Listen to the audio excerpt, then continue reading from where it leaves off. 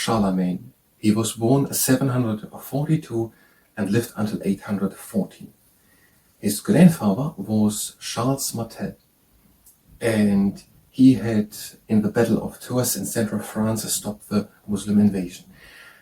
Then his father was Pepin the Short, and he tried to keep hold on the power held by his family in France. And then in 736, when he was 26 years old, Charlemagne became the ruler.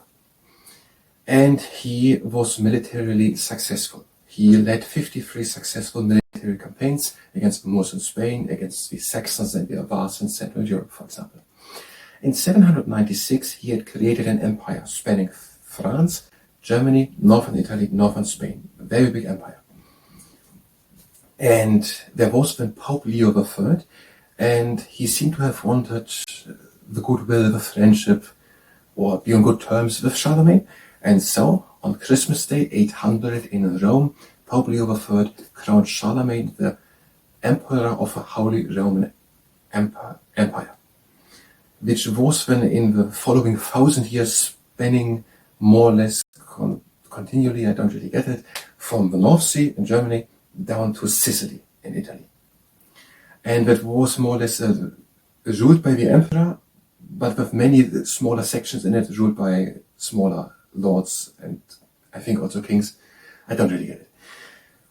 Now, and then Charlemagne, he introduced then also juries by trials in the judicial system. He encouraged scholarship. He spoke Greek and Latin and German and I think also French. The book isn't saying it. And he had also someone with a shared vision for learning with alchemy.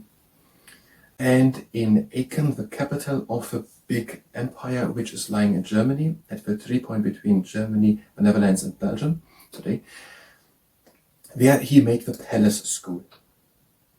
And there was someone saying about him, describing his physical form, that he was broad and strong, with unusual height, and that he strode with firm step and held himself like a man. That is according to Maiskel's World History on the page 700 and 276 and 277. The positions and views expressed are the ones of his source and don't necessarily align with their own or with the ones of the spoken.